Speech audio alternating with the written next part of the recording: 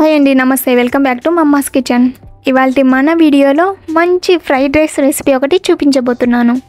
ఎప్పుడూ చేసుకునే ఫ్రైడ్ రైస్లా కాకుండా కొద్దిగా వెరైటీగా.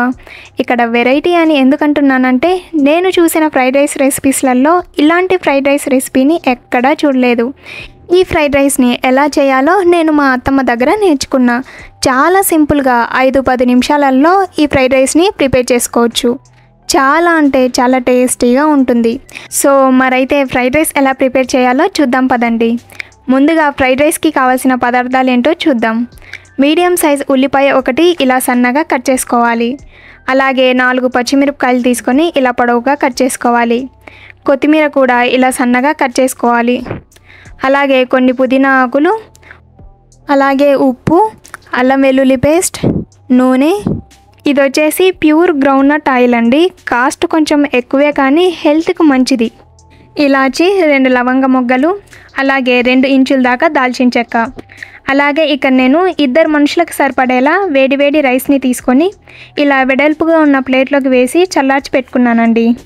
మిగిలిపోయిన అన్నంతో కూడా ప్రిపేర్ చేసుకోవచ్చు. బట్ నాకు ఇక్కడ మిగిలిపోయిన అన్నం లేదని వేడి అన్నంని ఇలా చల్లార్చుకొని పెట్టుకున్నాను.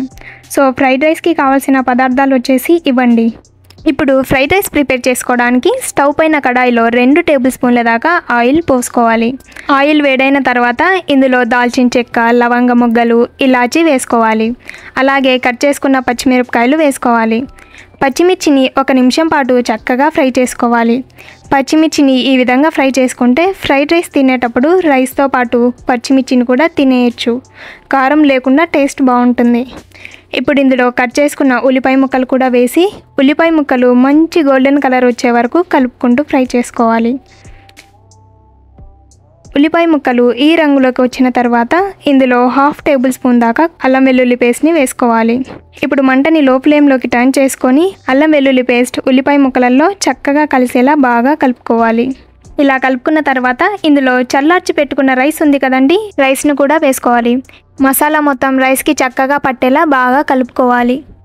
ఇప్పుడు ఇందులో రుచికి తగ్గట్టు ఉప్పు, కట్ చేసి పెట్టుకున్న కొత్తిమీర, అలాగే పుదీనా ఆకులు వేసుకొని మళ్ళీ ఒకసారి బాగా కలుపుకోవాలి.